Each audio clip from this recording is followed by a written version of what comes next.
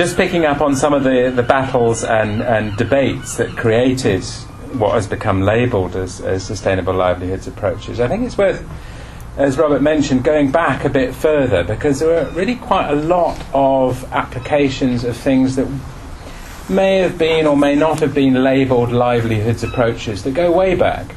And I think we often forget that longer term history. I was looking on the Livelihoods Connect site on the key documents section. There's only 12 documents on that key documents thing that exist that are dated before 1995. And the earliest one was written by him in 1992, which is sort of a weird reflection on our understanding of the history of an intellectual set of ideas, because we're very, very associated with recent things and so on. So a few things that I think are worth mentioning, which are related to this battle that Robert highlighted around a narrow framing of what people do, which has tended to come from the discipline of economics, but not exclusively so. I mean, way back, I always refer to the work of the so-called Rhodes Livingston Institute, which was based in Lusaka and worked across southern Africa, which put together teams of ecologists, anthropologists, economists, farming systems specialists to look at what we would call livelihoods in southern Africa. This was in the 1950s. And this was in a period where it was largely generalist administrators, field-based people who were in charge of the project of development, in this case in the period of colonialism, but had this broad sense of the complexity of rural settings in Barotseland or wherever. And if you go back to those studies, you really see the early echoes of what have become fashioned as livelihoods approaches. Another example, the village studies work that IDS and others, Michael Lipton in particular, was involved in. Again, multidisciplinary work looking at the fallout of the Green Revolution in India and elsewhere. Not necessarily labelled as livelihood studies, but very much in that spirit. But I think those cross-disciplinary, field-based, context-specific, all of the attributes that we tend to associate with livelihoods work got shut out as development became professionalised in and around economics, and a particular type of economics, through the modernisation eras of the 1960s into the growth agendas of the 70s, the technology-led agendas of the 70s, and the Green Revolution agendas there in agriculture, and through into the more recent times of the Washington Consensus and the rest. And I think that struggle between a narrow, simplistic, I would say economistic framing of development versus a complex, diverse, risk-orientated, context-specific has been the battle that has run right through this period from those early works onwards, and continues, I would say. A couple of other battles that I'd add to your list.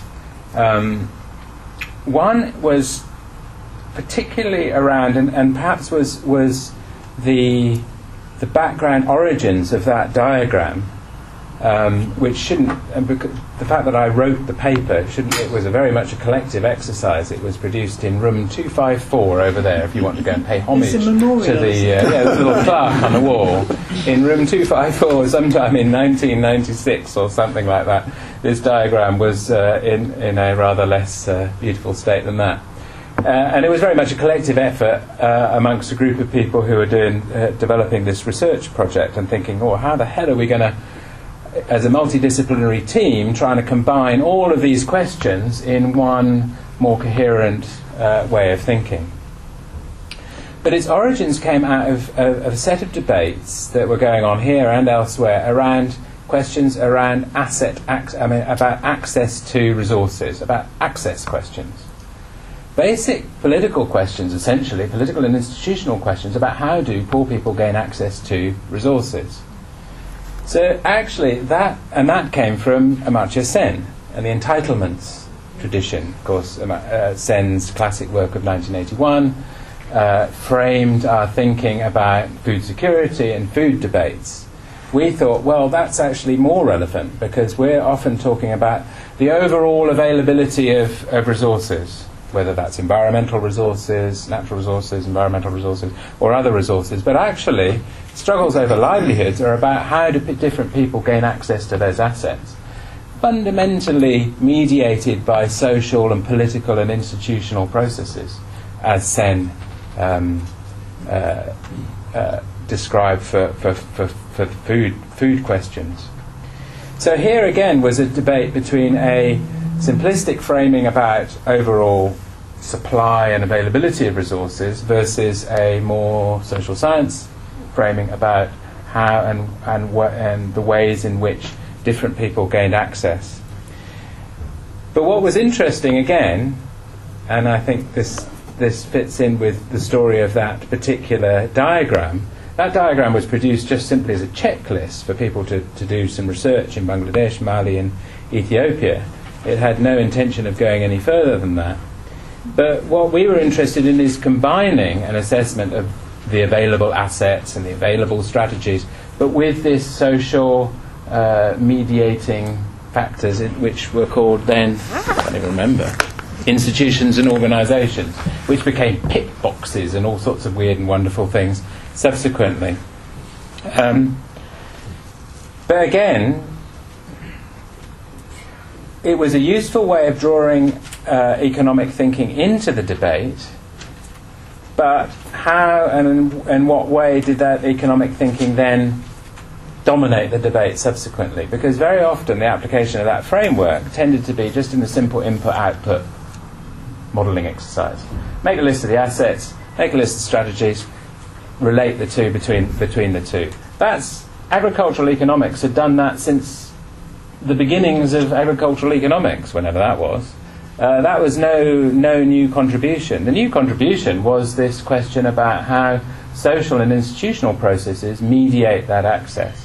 So again, we had that battle with a narrow economic input-output framing and a broader social institutional framing right there in that framework. The third battle, which I think explains the hiatus that Robert talked about between the Chet-Conroy et al.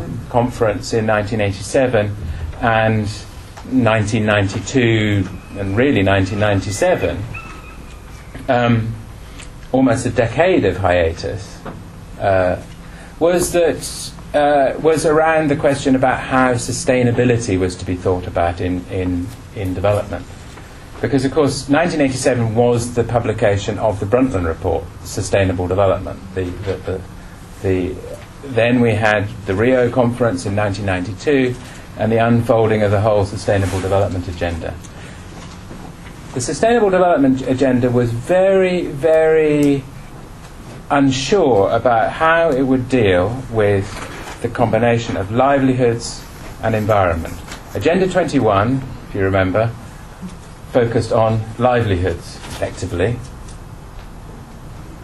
The rest of the Sustainable Development Agenda dealt with the big